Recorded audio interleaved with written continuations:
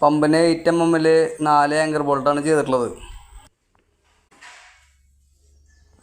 ഈ 2 net tight ചെയ്യുന്ന കാര്യമാണ് നമ്മൾ മുൻപ് പറഞ്ഞത്. ഇത് കൈ കൊണ്ട് ടൈറ്റ് ചെയ്താൽ മതി, ഇതിന് സ്പാനർ ഉപയോഗിക്കേണ്ട ആവശ്യം വരുന്നില്ല.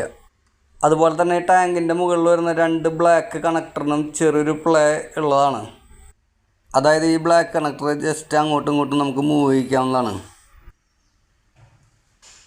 ഈ ഫ്ലെക്സിബിൾ കണക്ടർ നമുക്ക് ഈ ബ്ലാക്ക് കണക്ടറിൻ്റെ മുകളിലേക്ക് ജസ്റ്റ് സ്പാനർ ഉപയോഗിച്ച് ടൈറ്റ് ചെയ്യാവുന്നതാണ്.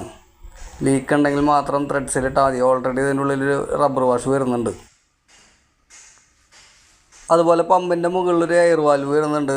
ഈ വാൽവ് ഊരിയിട്ട് നമ്മളിതിൽ വെള്ളം ഒഴിച്ച് കൊടുക്കേണ്ടതാണ്.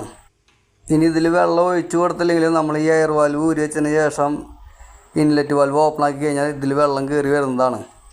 പമ്പിൽ വെള്ളം ഒഴിച്ചു കൊടുക്കാൻ പറയുന്നതിൻ്റെ മെയിൻ കാരണം വെള്ളമില്ലാതെ ഈ പമ്പ് വർക്ക് ചെയ്യിക്കരുത്. അതുകൊണ്ടാണ് അതിൽ വെള്ളം